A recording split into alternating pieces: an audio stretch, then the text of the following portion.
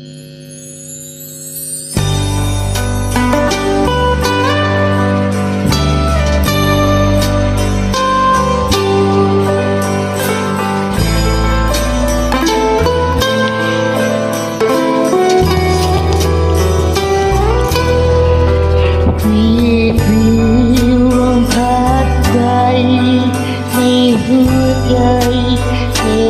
นาวลมพัดไปคิดถึงใครที่ห่างกัน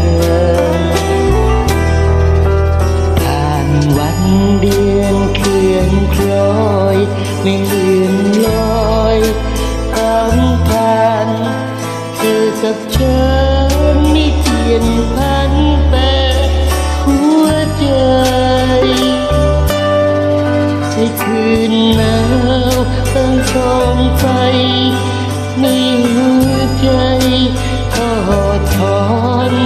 การสัญจรมุ่งแหลมร้อนตอนต้นทางเก็บขวดดินเป็นเงินแทนจากลองแหลมตามหลายทางก็ประสานเป็นรักให้พ้องคนหวังจะหลุดพ้นจากโคนตมที่มากมองวัตถุนิยม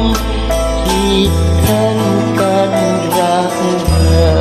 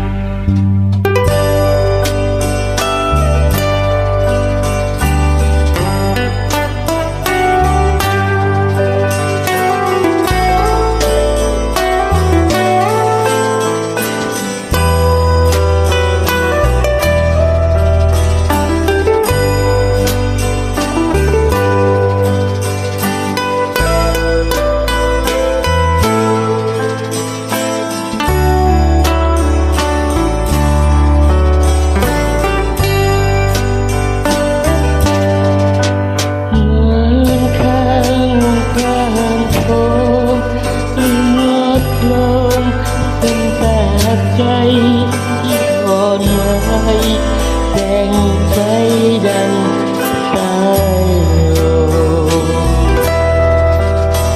ห่างหายใจผูกพันก็เกี่ยวกันด้วยกายใหญ่ที่งอนไหวแต่ขาใหญ่มิขาดลง